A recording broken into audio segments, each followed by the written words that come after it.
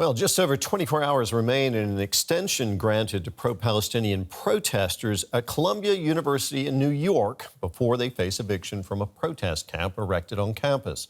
Police arrested more than 100 students last week in an attempt to quell the protest against Israel's war in Gaza, but the crackdown has inspired other protests at universities across the United States. Several colleges have closed campuses and hundreds of students have been arrested. Their message for the Speaker of the House was clear as Mike Johnson visited Columbia's campus in New York. His thoughts on the protesters were also unequivocal.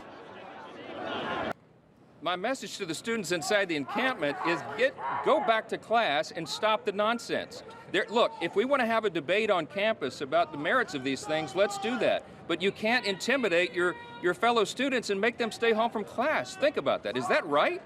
Do you think that's right? Stop wasting your parents' money, Congressman Lawler says. I think that's right. Pressure on the school's administration over its handling of the protests is intensifying, with many, including Speaker Johnson, calling for the president to resign. I will say that the administration has done just about everything possibly wrong it can do so far. And every single move they've made has only made things worse. The worst of all being calling the police on peaceful protesters, who are mostly undergraduates of 18, 19, 20 years old. Demonstrators have been given until Friday to disperse before the police will be called in. But despite demands to call off the protests, students remain committed to the cause and supported by faculty. Today marks 1 week since our first encampment on the South Lawn, which was brutally dismantled by NYPD at the direction of Columbia University after approximately 34 hours. Our demands are the same: divest, disclose, and amnesty for all. I think it's just been wonderful. The students have been very peaceful. They're very committed young people who are anti-war, anti-violence, and pro-Palestinian liberation. Columbia notified students that classes and exams for the rest of the semester will be offered online, bringing a turbulent end to the academic year.